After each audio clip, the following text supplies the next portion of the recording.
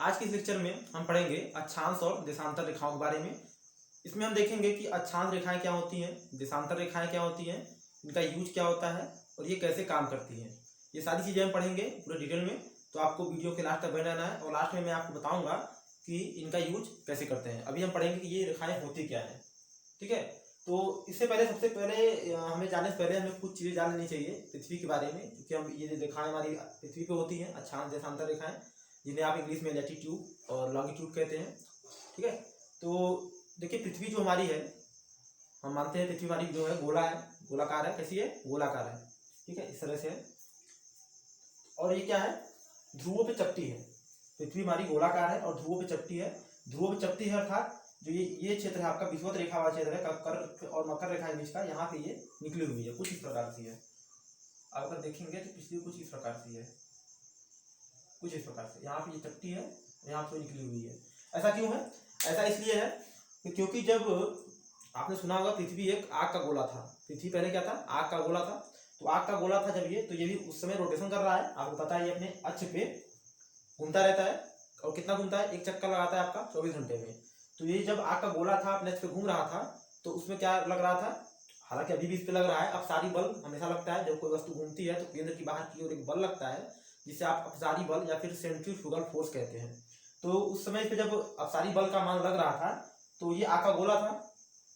तो अपसारी बल की जो वैल्यू होती है, मैंने आपको बताया पहले भी, ये विषुवत रेखा यानी जहाँ पर रेडियस ज्यादा होता है, देखिए ये वाली, वहाँ पे सर्वाधिक होता है, और जहाँ पे कम होता है उधर कम लगता है। यानी सबसे अधिक क्षेत्र जो लगने वाला था आपका अपसारी बल का, वो इधर का था। तो जब ये आग का गोला था और मूव कर रही थी, इस पे अपसारी बल लग रहा था, तो क्या हुआ? ये जो विषुवत रेखा वाला क्षेत्र है, यहाँ पे ये बाहर की ओर खिंच गया, ये खिंच गया। और ये क्या हुआ? ऊपर वाला क्षेत्र जो हमारा पोल है, नॉर्थ पोल और साउथ पोल, ये दब गए। इसलिए ये कैसा बन गया? इस तरह से। आप अगर ऐसे बना दें तो इसको ऐसे मिलाएं थोड़ा, और ये बाहर निकला हुआ है, ये ऐसे और ये ऐसे। पृथ्वी कुछ इस प्रकार की है। हालांकि हम अध्ययन की सुविधा के लिए हम गोला मान के ही पढ़ते हैं, ठीक है। तो पृथ्वी हमारी जो है कैसी है? गोलाकार है और ध्रुवों पे चपटी है और यहाँ पे निकली हुई है। आप इतना आपको याद रखना है। और पृथ्वी जो है अपने अक्ष पे 23.5 डिग्री झुकी हुई है। कितनी झुकी हुई है? 23.5 डिग्री। अगर ये आपकी परपेंडिकुलर लाइन है तो ये देखिए आप, ये एंगल कितना है? 23.5 डिग्री, ठीक है। यहाँ आपने खड़ा दिखाया होगा बिल्कुल। तो 23.5 डिग्री अपने अक्ष पे झुकी हुई है।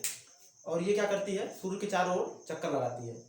23.5 डिग्री झुकी होने और सूर्य के चारों ओर दीर्घवृत्ताकार में चक्कर लगाने के कारण जो मौसम ऋतुएं होती हैं, ये सब जो परिवर्तन होता है, यही सब इसके परिणाम है। यानी जो 23.5 डिग्री झुकी हुई है और ये चक्कर लगा रही है, इसी कारण मौसम और ऋतुएं बदलती हैं।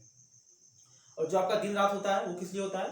तो दिन रात का कारण होता है कि पृथ्वी जो है अपने अक्ष पे घूमती है, ठीक है। 24 घंटे में एक चक्कर लगाती है, इसलिए आपका 12 घंटे का दिन और 12 घंटे की रात होती है सामान्यतः। और चूंकि अब ये सूर्य मान लीजिए इधर अगर सूर्य हमारा है, तो अगर सूर्य किरणें इधर पड़ रही है तो इस क्षेत्र में पड़ेंगी, तो इधर का जो क्षेत्र होगा आपका, इस साइड का इधर दिन होगा क्योंकि उजाला पड़ रहा है, और इधर जो छिप जाएगा पार्ट, उधर आपका रात होता है। तो ये तो कुछ बेसिक बातें थी जो हमने बता दिया आपको, जो कि आपको पता होनी चाहिए। अब हम पढ़ेंगे कि अक्षांश देशांतर रेखाएं क्या होती हैं। तो देखिए एक्चुअली में ये रेखाएं होती नहीं है, ये काल्पनिक रेखाएं। हालांकि ऐसी पृथ्वी पे कोई रेखाएं है नहीं, आप कहीं जाके देखें तो आपको रेखाएं दिखेंगी नहीं। ये सब ये काल्पनिक यानी कि इमेजिनरी लाइन्स हैं जो आपको दिखाई नहीं देंगी।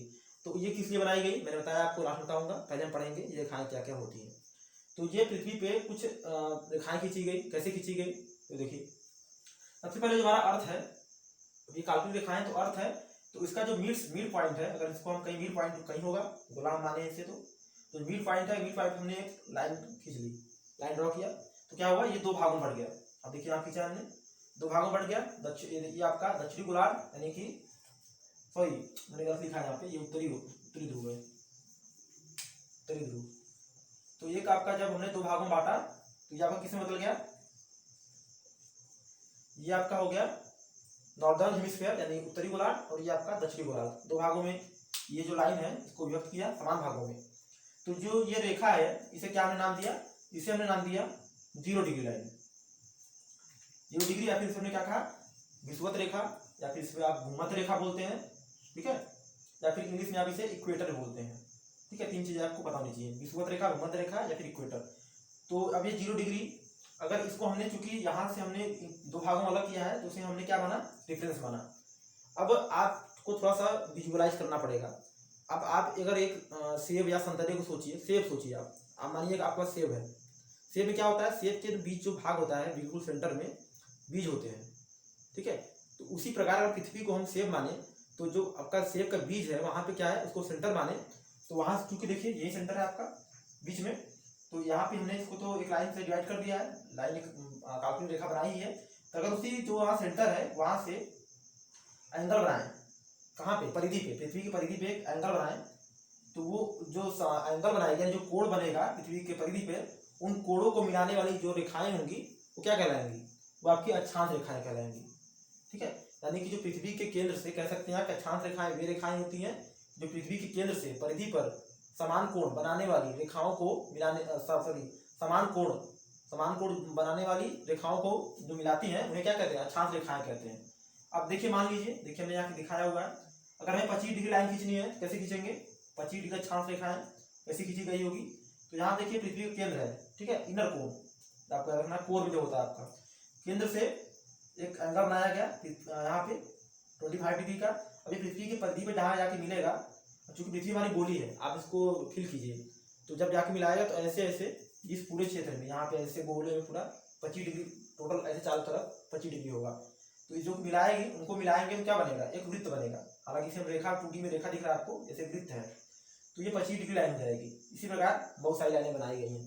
तो टोटल कितनी लाइनें बनाई गई हैं, तो ये जो हमारी भूमध्य रेखा है या विषुवत रेखा है, यहाँ से इसके ऊपर कुल कितनी है, 90 लाइनें इसी प्रकार बनाई गई हैं, काल्पनिक रेखाएं हैं, 90 ऊपर और इसी के 90 नीचे, ठीक है। तो यहाँ पे हमने देखिए आपको कुछ रेखाएं दिखाई हैं, हालांकि हम 90 नहीं दिखा सकते, 90 ऊपर 90 नीचे, तो हम कुछ दिखा रहे हैं आपको यहाँ पे।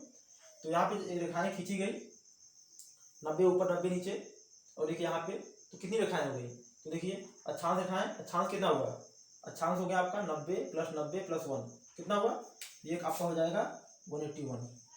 तो कुल कितने अक्षांश हो गए, 181 हो गए। अब इसमें कुछ चीज़ें आपके लिए इंपॉर्टेंट है, वो देख लीजिए। तो जो आपका विषुवत रेखा यहाँ से है, 0 डिग्री लाइन से बोलते हैं, 23.5 डिग्री जो आपका उत्तरी अक्षांश है, 23.5 डिग्री, अब ये कहाँ पे होगा, 23-24 के बीच में होगा 23.5 डिग्री। तो 23.5 डिग्री जो उत्तरी अक्षांश आपका है, इसे क्या कहते हैं, कर्क रेखा, ट्रॉपिक ऑफ कैंसर बोलते हैं इंग्लिश में से, ट्रॉपिक ऑफ कैंसर, कर्क रेखा। और 23 डिग्री दक्षिण में, ये 23 डिग्री साउथ में जो रेखा है इसे कहते हैं मकर रेखा, ट्रॉपिक ऑफ कैप्रिकॉर्न इंग्लिश में बोलते हैं इसे। तो ये आपका हो गया। और इधर आपका फिर 23.5 डिग्री के बाद एक लाइन और होती है इंपॉर्टेंट, वृत्त होती है, ये सब वृत्त हैं 3D में, और वैसे 2D में आपको रेखाएं दिख रही हैं। तो ये 66.5 डिग्री पे वृत्त बना, इसे क्या कहा गया, आर्कटिक वृत्त। इसके ऊपर क्षेत्र को आर्कटिक क्षेत्र कहा जाता है, ये आर्कटिक वृत्त। उसी प्रकार 66.5 डिग्री नीचे जो ये क्षेत्र आपका, ये जो यहाँ पे अक्षांश है, इसे कहेंगे अंटार्कटिक वृत्त। अब यहाँ हमने देखा कि विषुवत रेखा के ऊपर कितनी लाइन अक्षांश है, 90, और नीचे भी 90। तो 90 ऊपर 90 नीचे, और ये 0 डिग्री लाइन अपने आप में है, तो ये कितनी होगा टोटल अक्षांश, अक्षांशों की संख्या होगी आपके 90 + 1 181। अब अगर आपसे एग्जाम में पूछे कि पृथ्वी पे कुल कितने अक्षांश हैं, कुल कितने अक्षांश हैं, ध्यान देना आपको, कुल कितने अक्षांश हैं, तो अक्षांश यानी कुछ अंश पूछ रहे हैं, तो आपको अक्षांश बताना है 90 + 1 181। अगर आपसे बारीक सा क्वेश्चन है, ये पूछ ले कुल कितनी अक्षांश रेखाएं हैं, तो आप कितना बनाएंगे, तो आपको पता है कि अक्षांश कितने हैं, 181। अगर आप गौर करेंगे तो जो 90 डिग्री यहाँ पे देखिए, यहाँ पे जो यहाँ पे एक होगा अक्षांश और एक यहाँ पे, ठीक है, बिल्कुल पोल पे, तो वो आपका एक पॉइंट होता है, ये रेखा नहीं होती है, पॉइंट होता है। इसलिए जब रेखाओं की बात आती है तो इसको काउंट नहीं करते हैं, इन दो को, कौन से घटे, एक आपका साउथ वाला साउथ पोल पे, एक नॉर्थ पोल पे, तो इन दो को घटा देंगे। देखिए अक्षांश रेखाएं कितनी हो गई, 181 - 2 कितना हो गया, 179। तो अक्षांश रेखाएं 179 और अक्षांश 181। तो आपसे एग्जाम में पूछे जा सकते हैं, ठीक है। तो इतना उम्मीद है आपको क्लियर हो गया होगा। तो ये सब सारी चीजें मैंने बताया आपको। अब अक्षांश रेखाओं के बाद बात आती है देशांतर रेखाएं की। देशांतर रेखाएं क्या होती हैं, कितनी होती हैं, ये सारी चीजें देखेंगे हम। तो नॉर्मली क्या होता है, उत्तरी ध्रुव से दक्षिणी ध्रुव को मिलाने वाली रेखा को हम क्या कहते हैं, देशांतर रेखा कहते हैं। और जो देशांतर रेखाएं हमारी होती हैं, क्योंकि पहले हमारे यहाँ अक्षांश रेखाएं भी हैं, देशांतर रेखाएं भी हैं, यहाँ मैंने आपको अलग दिखाया है ताकि सब मिस ना हो जाए। तो यहाँ पे आप इमेजिन कीजिए कि यहाँ पे आपकी अक्षांश रेखाएं हैं, ठीक है। उसके बाद देखिए यहाँ देशांतर रेखाएं जो कि नॉर्थ पोल साउथ पोल, या फिर साउथ पोल से नॉर्थ पोल को जाके मिलती हैं, ये रेखाएं काल्पनिक रेखाएं हैं। ये कितनी है, ये भी कुल रेखाएं जो होती हैं देशांतर रेखाएं, ये आपकी 360 है। 360 देशांतर रेखाएं हैं, नॉर्थ पोल से साउथ पोल को मिलाती हैं। अब चूंकि आप जानते हैं जो कोई भी स्फीयर हमारा यह गोला होता है, ये मान लीजिए गोला है, पृथ्वी हमारी गोली है, तो उस पर कुल कितने एंगल होते हैं। अब ये देखिए, ये 90 डिग्री होता है, और इसी को अगर आप यहाँ हटा के इसको ऐसे कर दें तो ये 180, और आगे बढ़ाएं तो ये देखिए 360 डिग्री, यानी कुल इस पर 360 डिग्री होंगे। और देखिए इस पर 360 लाइनें भी हैं। इसका मतलब क्या हुआ, 1 डिग्री देशांतर रेखाएं कितनी है 360, और कितने पे 360 डिग्री पे, 360 डिग्री के एंगल पे, 360 डिग्री का जो कोण बना रही, 360 डिग्री जो एंगल है वो 360 के बराबर है। तो एक चीज आपको यहाँ पे समझ में आ गई।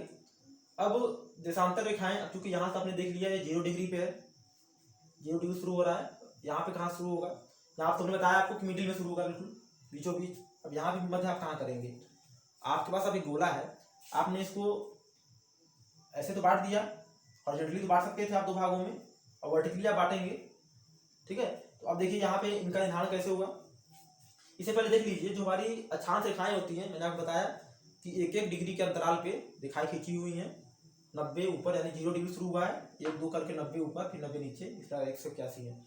तो प्रत्येक डिग्री जो अक्षांश है, यानी जो अक्षांश रेखाएं आपकी हैं 1-1 डिग्री के अंतराल पे, मान लीजिए 1 डिग्री है और ये 2 डिग्री अक्षांश रेखा है, तो इन दोनों के बीच, चूंकि ये सभी रेखाएं पैरेलल होती हैं, एक दूसरे के समांतर होती हैं, तो इन दोनों के बीच की जो दूरी होती है वो कितनी होती है, तो ये आपकी होती है 111 किलोमीटर। यानी कि अगर आप किसी अक्षांश पे हैं, मान लीजिए आप 20 डिग्री अक्षांश पे हैं और आपको 21 डिग्री अक्षांश पे जाना है, तो आप जब परपेंडिकुलर चलेंगे, बिल्कुल मान लीजिए यहाँ पे हैं, परपेंडिकुलर चलेंगे तो आपको 111 किलोमीटर आप चलेंगे तो आपको 21 डिग्री की जो अक्षांश रेखा है वो प्राप्त हो जाएगी। अब बात करते हैं देशांतर रेखाओं की। तो जो देशांतर रेखाएं आपकी होती हैं, आप इसे देख पा रहे होंगे, फिल कीजिए आप, एक आप गोला ले लीजिए, उस पर ऐसे ऐसे सर्किल बनाइए, तो आप इसको देखेंगे ध्रुवों के पास इनके बीच की दूरी न्यूनतम होती है, और जैसे जैसे आगे बढ़ती हैं विषुवत की ओर, इनके बीच की दूरी बढ़ती जाती है, फिर जब ध्रुव बढ़ती है तो कम हो जाती है।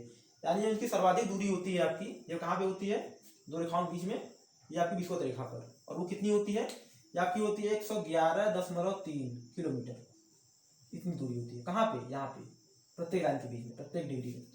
अब मैंने आपको बताया देशांतर रेखाएं कितनी है 360। अब कहीं भी आपको इसमें बेस मानना था, बेस मतलब कहीं से आपको स्टार्ट करना है, जैसे यहाँ पे आपने जीरो दिया, तो क्या होगा कि अब देखिए यहाँ पे मैंने बनाया है ब्लैक कलर में, तो एक सम्मेलन हुआ, उसमें क्या किया गया, लंदन का जो ग्रीनविच शहर है वहाँ पे, ग्रीनविच, ठीक है, वहाँ पे एक पॉइंट जो जगह था वहाँ पे ग्रीनविच में, वहाँ पे उसे 0 डिग्री देशांतर रेखा मान के चीजें की गई। देशांतर रेखाओं का यूज कहाँ किया जाता है, समय निर्धारण के लिए। कैसे करेंगे आगे देखेंगे। तो यहाँ पे लंदन की ग्रीनविच को डेटा माना गया, यानी 0 डिग्री देशांतर रेखा माना गया, इसे आप लिख सकते हैं 0 डिग्री देशांतर रेखा यहाँ माना गया। अब इसके, अब चूंकि आप जानते हैं ये ईस्ट है आपका, ये वेस्ट है, इधर का आपका ईस्ट है, इधर वेस्ट है। तो अब जब, चूंकि आप जानते हैं कि जो हमारा पृथ्वी है वो पश्चिम से पूर्व की दिशा में मूवमेंट कर रही है, पश्चिम से पूर्व दिशा में घूम रही है, तो क्या होता है कि जब आप इस जो हमारी ग्रीनविच लाइन है, 0 डिग्री देशांतर रेखा है, इससे आप जब पूर्व की ओर जाते हैं तो क्या होता है, समय वृद्धि हो जाती है। वृद्धि मतलब क्या हुआ, और जब इधर पश्चिम में जाते हैं तो क्या होता है, समय में कमी आ जाती है। इस प्रकार आप देख लीजिए, अगर आप मानिए कि यहाँ पे, ये आप कहाँ पे हैं, इस समय आप लंदन में हैं, लंदन में अगर मान लीजिए 2 बज रहा है, तो इधर जो आप जाएंगे ईस्ट में जाएंगे तो आपको यहाँ पे टाइम ज़्यादा मिलेगा। यहाँ पे अगर 2 PM हो रहा है, आगे जाएंगे हो सकता है यहाँ पे 3 PM 4 PM 5 PM ऐसे बढ़ता जाएगा। यानी अभी आपका मान लीजिए सुबह हो रहा है तो सकता है इधर दोपहर हो रहा हो। थोड़ा अभी डिटेल समझेंगे। तो नीचे देखिए पहले, अब 1 डिग्री जो हमारी, 1 डिग्री जो इसको हमने यहाँ पढ़ा कि कितनी रेखाएं हैं, 360 रेखाएं हैं। पृथ्वी जो हमारी है वो 24 घंटे में एक चक्कर लगाती है। पृथ्वी कितना लगाती है चक्कर, 24 घंटे में एक चक्कर लगाती है। तो एक चक्कर लगाती है, इसका मतलब कितना घूमती है, 24 घंटे में 360 डिग्री घूमती है, घूमती है नहीं घूमती, 360 डिग्री घूमती है। तो आप निकालेंगे इसे तो आप निकाल पाएंगे, अब निकालिए देखिए, अब इसे यहाँ पे करेंगे 24 घंटे, यानी कि एक घंटा और क्या हो जाएगा 360/24 और 1 घंटा कितना मिनट होता है 60 मिनट, यानी 1 मिनट अगर निकालेंगे हम तो ये आपका आ जाएगा 360/24 गुणे 60 और 0 से 0, 6 से 6 4 36 और 6 कम 6 चौका 24। ठीक है, यानी कि आपका क्या आ जाएगा, ये आपका 1 मिनट में जो आपका मूव करेगा कितना करेगा 4 मिनट, यानी जब आप 1 डिग्री घूमेंगे, 1 डिग्री जब आप घूमेंगे कितना समय का अंतर आएगा 4 मिनट का। 1 डिग्री की मूवमेंट, अगर जो हमारी आपकी पृथ्वी है वो 1 डिग्री मूवमेंट करती है, 1 डिग्री मूवमेंट करती है, यानी कि 0 डिग्री देशांतर रेखा है, और सॉरी ये 0 डिग्री देशांतर रेखा है, इसके आगे अगर ये 1 डिग्री देशांतर रेखा अगर यहाँ पे ऐसी है तो यहाँ पे जो टाइम होगा और यहाँ पे जो टाइम होगा इसके बीच में 4 मिनट का अंतर होगा 1 डिग्री देशांतर रेखा के बीच में। अगर आप ईस्ट में जाएंगे तो 4 मिनट बढ़ जाएगा और वेस्ट में जाएंगे 4 मिनट घट जाएगा। ऐसा क्यों? क्योंकि हमारी पृथ्वी पश्चिम से पूर्व घूमती है, इस कारण से। तो 1 डिग्री बराबर 4 मिनट, ये आपका होगा।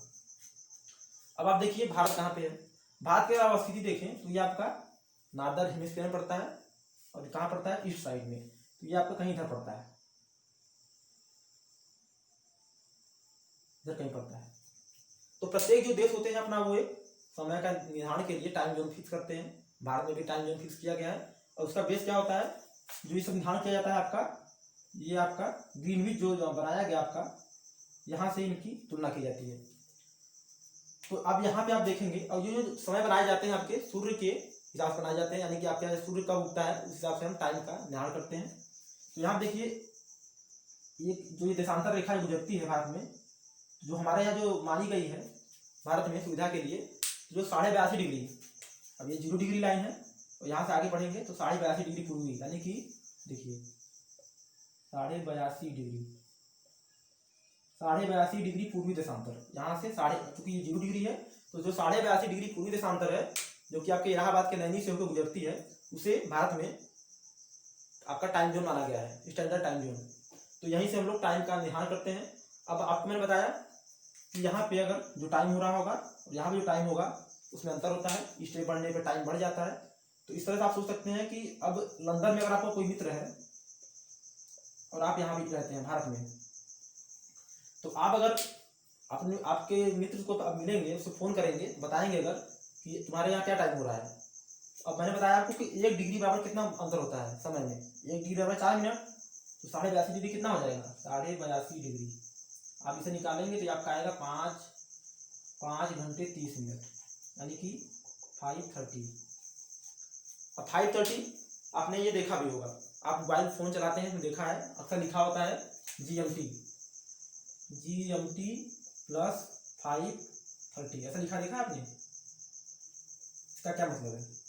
GMT मतलब ग्रीनविच मीन टाइम, कितना प्लस मतलब कि ज़्यादा चल रहा है, जो कि स्टैंडर्ड से कितना प्लस, यानी कि ज़्यादा 5 घंटा 30 मिनट, यानी कि यहाँ जो समय होगा आपका 0 डिग्री देशांतर रेखा पे, उसके समय से 5.5 घंटा हम आगे चल रहे हैं। यानी कि अगर देखें कि अगर यहाँ पे ग्रीनविच में अगर 6 बज रहे हैं, सुबह के 6 बज रहे हैं, तो हमारे कितना टाइम हो रहा होगा, सुबह के 11:30 बज रहे होंगे, यानी 5.5 घंटा हम आगे हैं। ठीक है, यानी या फिर कह सकते हैं आप, अगर हमारे यहाँ सुबह का 6 बज रहा है तो इनके यहाँ अभी आपका 5.5 घंटे पहले जाएंगे तो कितना हो जाएगा, रात के 12:30 बज रहे होंगे। इसी प्रकार अगर हम इस रेखा से ईस्ट वेस्ट में जाएंगे तो जो इधर जाने पे आगे बढ़ रहा था, इधर जाने पे ये पीछे हो जाएगा। तो इस तरह से ये काम करते हैं देशांतर रेखाएं, ये समय निर्धारण में सहायक होती हैं। इस तरह प्रत्येक देश का अपना अपना टाइम जोन होता है और टाइम जोन हम इसी हिसाब से बनाते हैं। 0 डिग्री देशांतर रेखा बताया मैंने, इधर जाने बढ़ता है, इधर जाने घटता है। अब इन दोनों को अगर हम मर्ज करें तो ये आपका इस तरह से बनेगा, ग्लोब का रूप धारण करेगा। ये आपकी अक्षांश रेखाएं, ये देशांतर रेखाएं हैं। ठीक है, और एक आपका होता है इसमें देशांतर रेखाओं में इंटरनेशनल डेट लाइन, यानी अंतरराष्ट्रीय तिथि रेखा। तो अंतरराष्ट्रीय तिथि रेखा क्या होती है? तो देखिए मैंने बताया आपको कि ये जो 0 डिग्री लाइन है, इसके इधर आपकी कितनी लाइनें होती हैं, 180 इधर और 179 इधर, यानी कि जो 180 डिग्री लाइन होती है वो दोनों के लिए कॉमन होती है, क्योंकि 0 डिग्री भी एक लाइन है। ठीक है, तो 179 इधर तो कितना हो गया 180, और 0 डिग्री और 179 कितना हो गया 180 और 180 इधर। तो जो 180 डिग्री लाइन होती है वो दोनों के लिए कॉमन होती है। तो जो आपकी 180 डिग्री जो लाइन होती है वही आपकी जो है इंटरनेशनल डेट लाइन यानी कि अंतर्राष्ट्रीय तिथि रेखा कहलाती है। क्यों? अब ये कहाँ पे स्थित है? तो ये मध्य प्रशांत महासागर में स्थित है। ऐसा इसलिए, अब आपने पढ़ा कि 1 डिग्री बराबर 4 मिनट का अंतर, ठीक है। तो जब आप 360 डिग्री का अंतर आप देखेंगे क्या होगा, 24 घंटे का अंतर आएगा, 24 घंटे का अंतर आएगा। जब आप मैप खोलेंगे, इस तरह से मैप खोलेंगे तो यहाँ देखेंगे जो ये लाइन 180 डिग्री जो लाइन होती है उसको अगर आप क्रॉस करते हैं तो क्या होगा, 24 घंटे का यानी पूरे दिनांक का ही यानी डेट का ही चेंज आ जाएगा, परिवर्तन आ जाएगा। तो इसलिए उसे क्या कहते हैं, 180 डिग्री लाइन को अंतर्राष्ट्रीय तिथि रेखा। अब देखिए इन दोनों को हमने अगर मर्ज किया यानी जो हमारी काल्पनिक रेखाएं हैं या अक्षांश रेखाएं देशांतर रेखाओं को यहाँ मर्ज किया हमने, तो इस तरह से ये रूप धारण करेगा। अब इनका यूज क्या था, अब मान लीजिए आप किसी ऐसे क्षेत्र में हैं, किसी ऐसे क्षेत्र में है जहाँ पे आपको क्या नहीं मिल रही है, आप जैसे मान लीजिए समुद्र में कहीं बीच में फंसे हुए हैं और आप तो वहाँ किसी मित्र को आप कॉल करके या फिर आपके पास फ़ोन है लेकिन आप लोकेशन नहीं बता पाते उससे उस समय, तो अब आपके पास एक कंपास थी जिससे माध्यम इसके डिवाइस है जिसके माध्यम से आपने ये देख लिया कि मैं किस अक्षांश और किस देशांतर रेखा पे हूँ, काल्पनिक रेखा पे, तो आपको ये पता है। अब चूंकि आप समुद्र में तो आपको ये नहीं पता कि मैं किस शहर में हूँ, किस जगह पे हूँ, जगह का नाम आपको नहीं पता है, तो आप क्या बताएंगे अपने मित्र को, आप बताएंगे मान लीजिए आप यहाँ पे हैं, यहाँ पे हैं, तो ये देखिए कहाँ पे है आप, अगर ये 10 डिग्री अक्षांश है और ये 10 डिग्री देशांतर रेखा है, तो आप कहेंगे कि मैं 10 डिग्री उत्तरी अक्षांश और 10 डिग्री पूर्वी, देखिए पूर्वी है ना, 10 डिग्री उत्तरी अक्षांश और 10 डिग्री पूर्वी देशांतर रेखा पे हूँ, तो वो आपका एग्जैक्ट लोकेशन प्राप्त कर लेगा और आपको वहाँ से पिकअप कर लेगा। तो इसलिए इस सब का निर्धारण किया जाता है। बाकी समय के लिए मैंने आपको बता ही दिया समय का निर्धारण कैसे किया जाता है, तो प्रत्येक देश के लिए यहाँ पे आपका यहाँ कंपेरिजन करके समय का निर्धारण किया जाता है। और सबसे जो पहले आपका सूर्य उदय होता है आपका ये जापान में होता है, क्योंकि सूर्य की सबसे पहले किरणें वहीं पड़ती हैं सबसे ईस्ट में होने के कारण, तो क्योंकि यहाँ पे जाने का आगे बढ़ता है समय, मैंने बताया आपको, तो इसलिए जापान को उगते हुए सूरज का देश भी कहा जाता है। ठीक है दोस्तों, आज के लिए बस इतना ही। मैंने कोशिश की है कि आपको